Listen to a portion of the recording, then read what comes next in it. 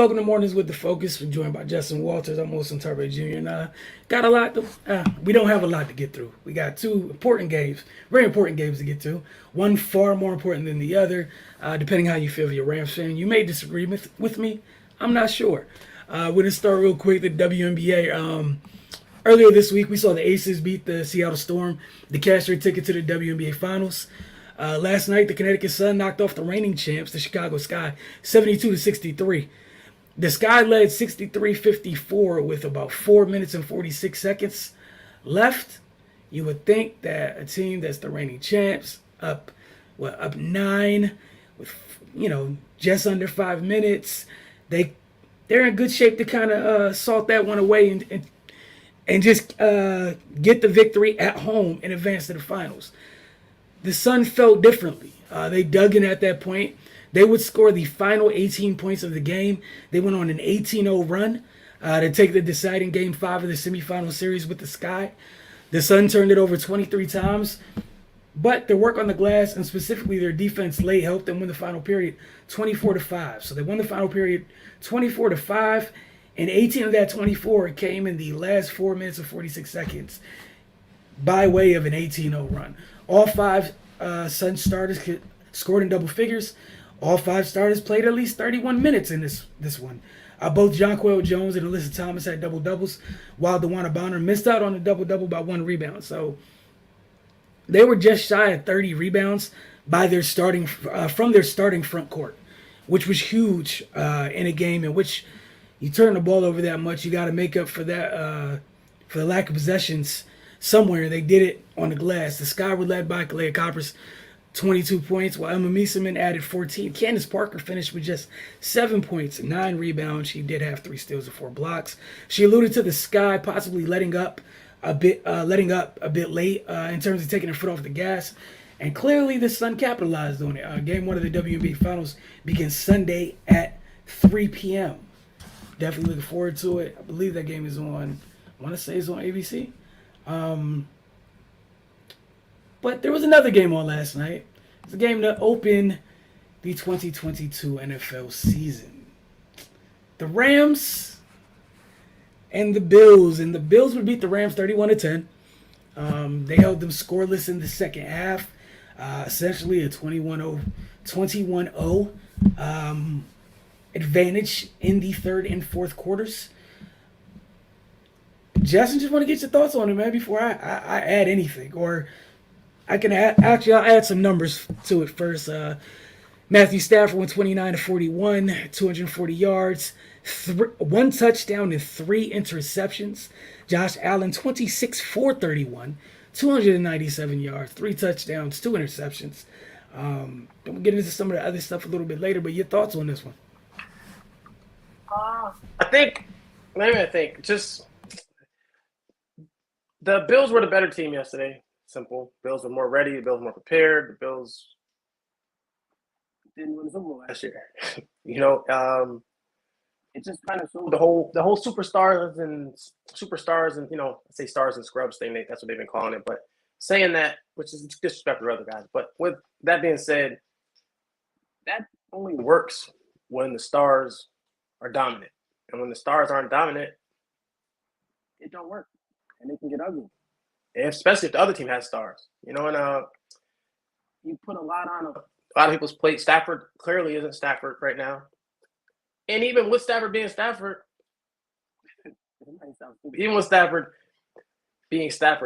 he's still Stafford. Because that's what he is. Like, Super Bowls can erase things that we all know to be true.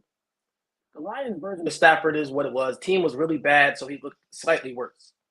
But there's still this middle line of what Matt Stafford is. There's going to be interceptions. At his best, there's going to be interceptions. At his worst, there's going to be even more interceptions. And there's going to be some great throws.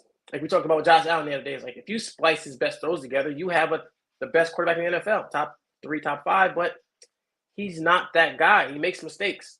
And you can win with him, obviously. But they took steps back in a lot of other areas. And with this team, even last year, again, they won the Super Bowl. You never felt like they were this dominant team.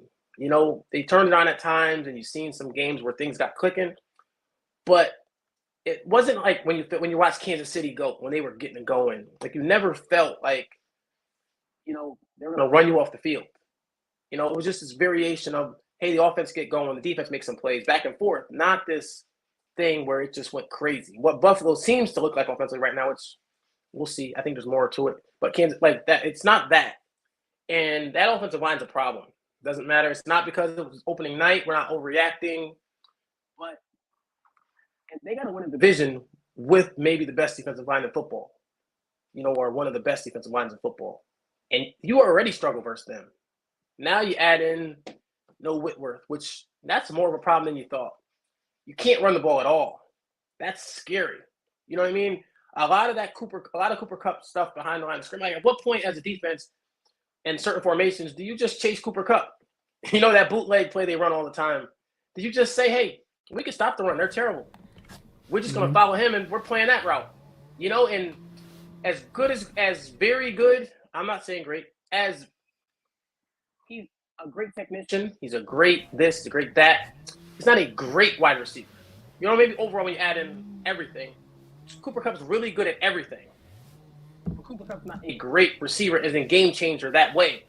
So if they don't learn how to use Allen Robinson, Cooper Kupp might catch 15 balls a game for 77 yards. Or you're hoping for a blown coverage, different things. But when you add in the offensive line's bad, really bad, the running game's bad, Stafford's still Stafford. Like, what's the difference between what you just had last night and what the Lions had offensively? It wasn't much because you had nothing. You can't run at all. Like, that running game. So, as much as even then people like, oh, Cam Akers didn't play. When they run the ball less than 15 times, there was really it wouldn't have mattered. I think someone asked me about it, and I said, the first running back that breaks a 10-yard run is going to be their guy. The first running back that makes a play, it ain't about Henderson, it ain't about Akers, it ain't about the rookie. Whoever makes a play that looks like it's moving the needle, he's going to get the next few carries, and he's going to be the back. They don't know. And I don't think it's them because the second they touched the ball, they were they were swarmed every run play. So McVay, the genius part of him, needs to figure out how to run the ball. It's fun to watch the passing. Passing game is super fun. But until you can at least threaten that defense, we have Von Miller pin his ears back and come at the quarterback. Until we're able to establish some kind of running game. Even last year, people were like, oh, well, you play the run somewhat because, we'll at least throw a run in there and get 1 yard and then go back to play action or things like that. But until you can really, really threaten people with the run, because Buffalo set back in coverage, so you couldn't throw the ball downfield. But then again, are you going deep to Ben Skoranek? Would you even throw the ball to Tutu Atwell? All eyes on Cooper Kupp, but Cooper Kupp's not a deep threat in that way, especially not if you have a long, you need a long developing play to get him there. Yeah. So you're not lining up on the boundary and throwing a fade. Buffalo's two safeties sitting 30 yards deep, 20 yards deep. And, it was just a bad situation offensively for them. And then Buffalo, sorry, I'm going long-winded, but Buffalo's offense, it's almost like you have the best player on the field and you're giving it to him and you're saying, let's go. And the one thing I'll give Josh Allen credit for is he's at the point where you can't play Buffalo now and have one strategy, and that's what's going to stop him. It wasn't before, hey, play too deep, he's going to squeeze the ball into traffic, and now he's taking the checkdowns. There's still mistakes. He'll make mistakes. He'll throw some passes he shouldn't throw, squeeze the ball, and he shouldn't, but there has to be more things where you make him react post-snap. And I think what a lot of these guys, defenses is you think, hey, Mahomes struggles against this. But not when you tell him that every play and he knows pre-snap is too deep, that are playing really deep in the cushion. I know I got to take my check down. He doesn't want to take the check down, but you're telling him he has to go check down. But, until you get these teams that can get pressure with forward, teams that can send different blitzes. Blitz got him a few times, but, make certain things, play certain coverages. But I think you can't just sit there and think he's advanced past the point of just sitting off and saying this one thing will work. And I think that's where the better teams with different talent and scheme combined can still give him some trouble. And that's what you want to see. Not just, again, all respect to him. He's become more accurate. He doesn't make the bad throws as often. But again, when people are under pressure, they do different things. So I'm not willing to crown him as the greatest thing ever. And again, the running all the time and so taking on that collision sounds good. But in 17 weeks, I don't think that's the thing you want to go. Or do you want the Cam Newton career 3 to 4, 3 or 4 dominant years and then fall off the map somewhat? Do you want that? You got all these backs. Again, the James Cook thing, man, that sucked. I feel bad for him because it allowed Singletary and Moss to regain their position, and now he's got to earn that confidence. Because Super Bowl teams aren't quick to plug you back in if you turn the ball over. So we'll see what happens with that because that was supposed to be a thing for them. But that's pretty much what I have. Hey, look, man, there's nothing wrong with not. That was a a lot of good information in that. I don't have too much to add. The Rams need to figure out how to use Allen Robinson. Like, I think maybe thought it was just like plug and play, like, Odell showed up and you just let it happen. But it's also, I think that's part of it. I also feel like what you said was key. Matt Stafford was under pressure. What's the only thing he trusts over there when he's in trouble? Cup. I felt like I'm not saying that the Buffalo didn't do a good job on Allen. I just felt like for the most part, felt like Matt was under duress and he just kept looking for 10. And after 10, he started looking for 89. I just don't think he saw things well last night, honestly, as a whole. But again, goes back to what you were saying. That's part of the Matt Stafford experience. Now, what's so funny to me about all of this with the Rams is the discussion that's going on with another team in the division about a younger, more raw quarterback coming in for somebody else is essentially, what did we just see from Stafford yesterday? What have we typically seen from Stafford? Big arm. The talent around him, the scheme is going to lift him up at times. But for the most part, some of the things that we don't like haven't really changed. And like you said, some folks under pressure, they're gonna always resort to they're gonna act a certain way. And what we saw last night was, I think what I appreciated from Josh Allen last night, I felt like I think the accuracy thing is a little bit overblown. I feel like he's becoming an increasingly better decision maker. And I think that's helped a lot. Also, getting one of the best wide receivers in the NFL makes you a lot more accurate. Just gonna be real honest there, right? Like Diggs went nuts yesterday. Definitely not one of Jalen Ramsey's best games. And like you said, this is the other side of the we got a top level, when your roster's top heavy. This is the other side of that. Because none of those guys they're never afforded to have pedestrian games all at once. And last night we saw it. Like, you look at the numbers, you're like, oh man, Cooper Kupp went off. Man, we saw the numbers he posted last year. 9.8 yards a catch. Any team in the league could take that, guarding him, honestly. With the stuff that he put up last year, and even then, that number's at 9.8 after, what was it, one or two very explosive plays? Which meant the number was truly lower than that.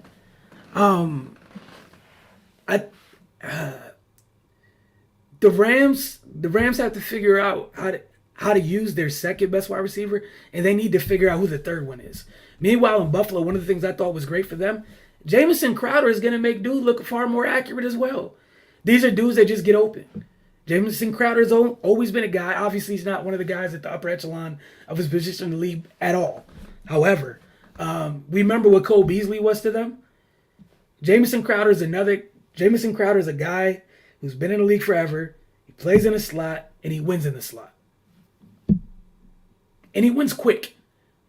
So for someone like Josh, we saw him get the ball out super early last night, right? You have another dude not named 14 that uncovers quickly. Another dude not named 14, when people are playing zones, they've seen every coverage in the world. He's a veteran wide receiver, a veteran slot wide receiver. He knows where to sit at. He knows how to open a window for you. And we saw Josh is getting that thing out of his hand quick and in a hurry. I still don't like that he led the team in rushes. I am not a fan of it. I refuse to be a fan of it because I don't feel like every time he leaves he needs to. And then every time he leaves, it's okay to slide. The same energy folks find for other people at the position that run. I just want the same energy. And I'm not saying in a bad way, but like you said, I don't want that. I don't want to see that thing happen to Josh Allen too. Like, yeah, you could be the biggest and the baddest and the strongest, and at some point, someone's gonna get a clean shot, and it can truly change everything.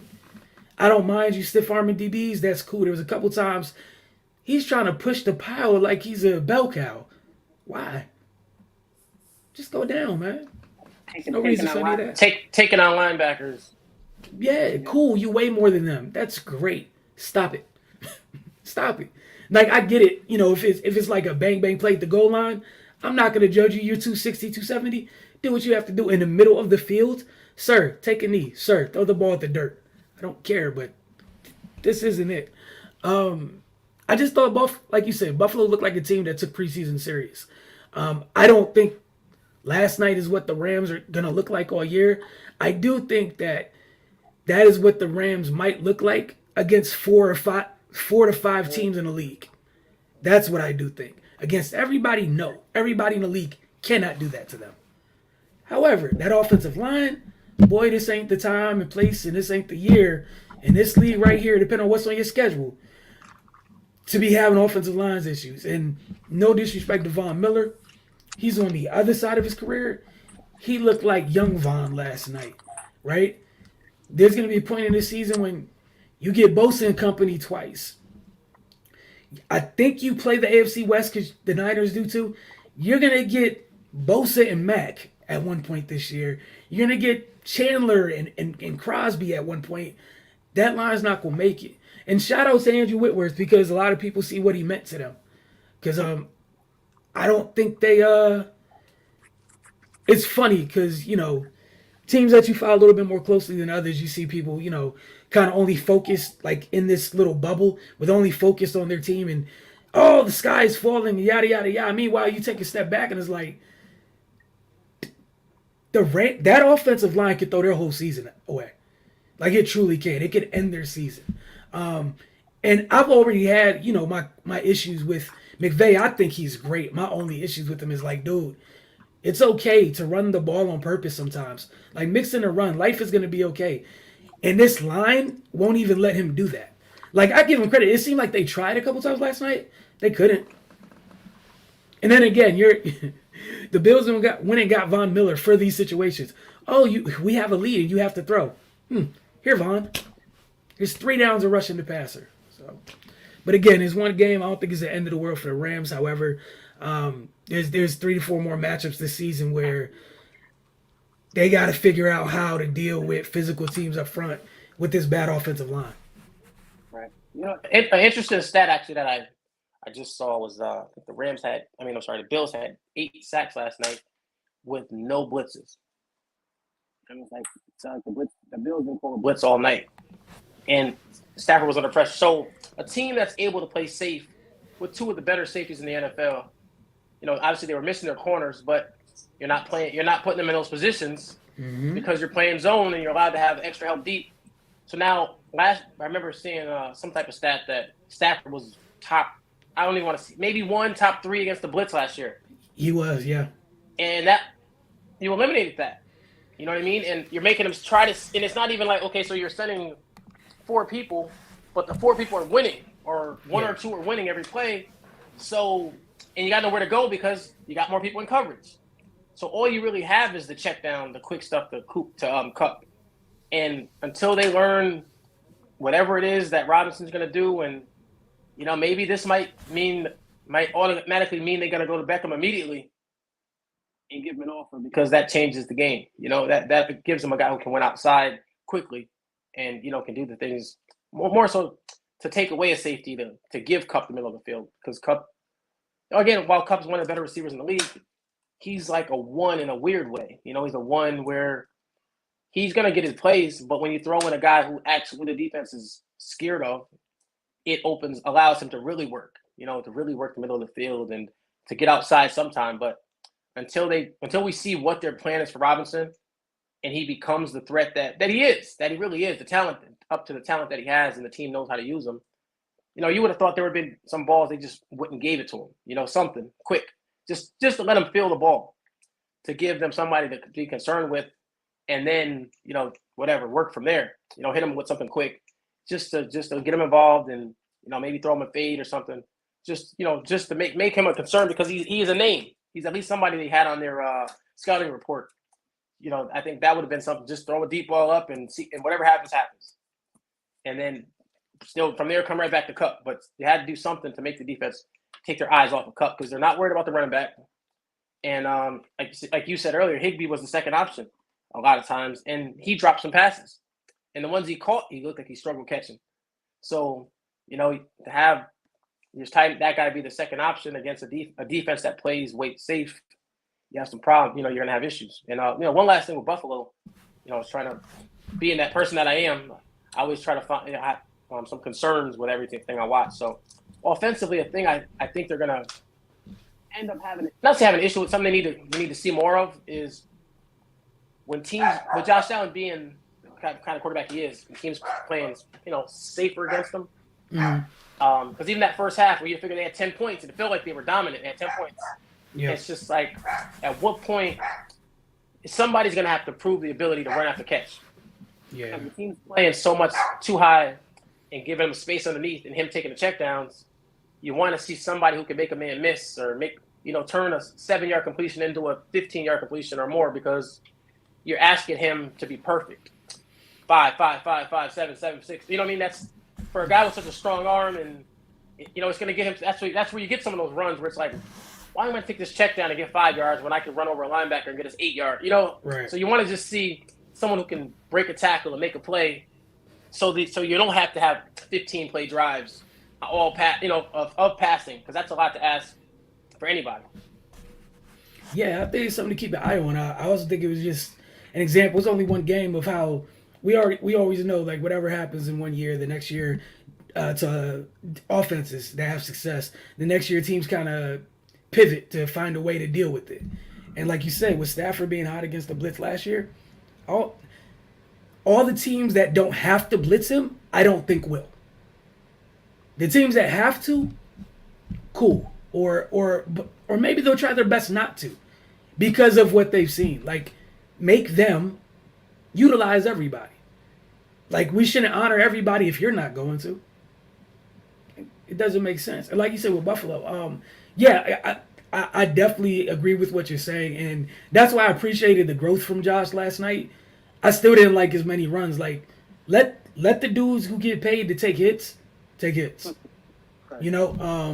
Even if it's something as you and the running back kind of getting on the same page where, yeah, it's short. Running backs have option routes too. Like, add some things to it. And maybe some of it, honestly, is when Young Boy fumbled, that messed up some things because he was one of those guys where he could catch it short and he has some wiggle to him, which makes him different than the other two backs. And I think him having some wiggle is literally when he got in trouble, when the ball got knocked out, honestly. But, it's something. All right, this is Chanson. Appreciate you tuning in on Twitch, man. Appreciate you. I know off topic, but David Montgomery, Chris Godwin, or Brandon Cooks at my flex. Oh, man, I know it sounds weird. I'm probably going to go Brandon Cooks if he's healthy, just because that's kind of wide receiver one over there. David Montgomery, I don't know how well he's going to run the ball against San Fran's front. And Chris Godwin, I don't know. Like, to me, the two safest, like, those are the only two statements I could give you. Like, David Montgomery, sure, he could have a big game. I don't know that he will. Because at least as of right now, the injuries that San Fran has aren't in the front seven. They're on the back end.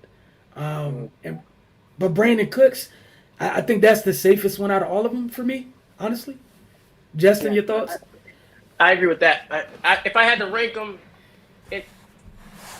I'd go Cooks just because I feel like with the other two, you're in a wait-and-see situation because Godwin didn't play much in the preseason. And, again, they wouldn't add another weapon. So it's not like they have to force-feed him. And if they can – I don't think they're – I don't even think they're going to, they're going to use him because he's healthy, but I don't think they're going to force the ball to him. Montgomery, I think you're still going to wait and see because of that offensive line, what it is. And they still have Khalil Herbert. And I think Montgomery's a really good player. But, again, against this team with their line, I think it's going to take. I would wait a little bit to see what you have. Maybe if he proves that they can do something, maybe that. But I think, like you said, Cooks is. He's the number one, and some people, us being the two, we think the Texans aren't a bad team. You know what I mean?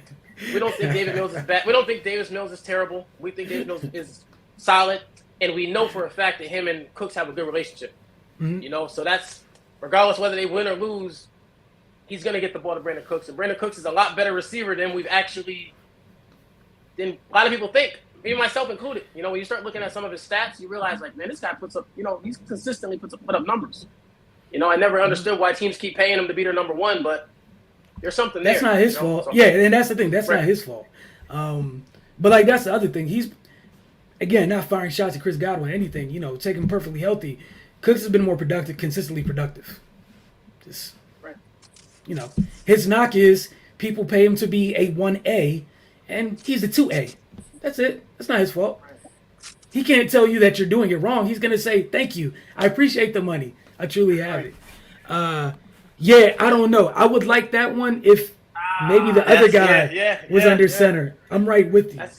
And this is Chasen. That scares me, yeah. I appreciate you, man. I don't know how you found us, but thank you very much. And again, thank you for jumping in and joining the comment section, man. Again, I am far from a fantasy expert, but all I can give you is is sound logic, and sometimes that works in fantasy, sometimes it doesn't. But I love Amari Cooper over there, but you got him. You might have to wait for the exiled one to come back. You know what? Again, I'm in a league and I have Cooper and I'm in the same situation. It's like, the talent of Cooper, and it's just, can he steal you a couple big plays? You get Nick Chubb going and you steal you a big a stop and go, a double move, a slant and go, whatever. But I just don't know how I feel about Jacoby Brissett. But I think what you said perfectly in response to the question before this about the wait and see, that's one of those things. Wait and see, because for all we know, sometimes with some quarterbacks, Jacoby might come in here and be like, life jacket, life jacket, safe place. Like, we just don't know yet. Or he could come in and just, try to run the offense as a whole, and it's equal opportunity. So it's one or two things can happen. But like you said, if it's in your flex, out of all those options, I feel like Brandon Cooks is the safest. It's good because he consistently puts up his numbers, and let's be honest, there's nobody to challenge him target-wise over there. I would check after the game, see how many targets Cooper gets, and then moving forward, maybe that, because Cooper does win his matchups. He's saying, like, he's hard to cover, but see what, like, after the game, maybe see, okay, how many did they go to Cooper 10 times? Did they go to him 4 times? Did they go to him 6 times? Like, and moving forward, you can kind of break it down off of that. Like, because if you're throwing the ball to Cooper 10 times, he's coming up with 5 or 6 of them because he's just a tough guy for number ones. He's beat up on a lot of them. He beats up on number one corner. So, again, I think I'd wait and see in that way, because with that offense, with that team, it could be 0. Starting wide receivers, Coop last night, DJ Moore. That's a nice pairing. Don't know about DJ, but I know he showed out with Sam Darnold. Has to go from there. Yeah, that's why I feel how I feel about Brandon Cooks. If I see you still be productive with unknown quantities under center, look, I'm not the biggest Baker fan in the world. However, the bar's in hell when you're talking about Sam Darnold. Baker looks wonderful. When that's the bar. All right. And the other thing Baker's gonna do is he's gonna throw that thing up there. So. Baker's going to pick his guy, and the ball's going there. And I think for better or for worse. And DJ Moore's a guy. Right. And the mixture of run after catch, along with being able to win his routes, that run after catch adds on, to break some stuff, break some plays. And again, Baker has an arm. Baker's not a terrible quarterback. He's an average quarterback. But again, he has the gut, he has a heart. He's not scared to make certain throws, like you said. Yeah, so I wish you the best. We'll be back Monday. Let us know Monday, Tuesday morning how your weekend went in fantasy. We'd love to hear it. And again, thank you for finding us on Twitch, man. Go ahead and give us a follow so you can come here any morning that we're on. It's typically from Monday through Fridays. Usually get started between 9:30 a.m. and between 9:30 and 10 a.m. Eastern. because I am not a morning person, somewhere within that window. But for Justin and myself, to all of you who tune in live, and those of you that tune in a little bit later, appreciate you guys. Enjoy your weekend and good luck in fantasy, man. I wish y'all the best. Could not be me.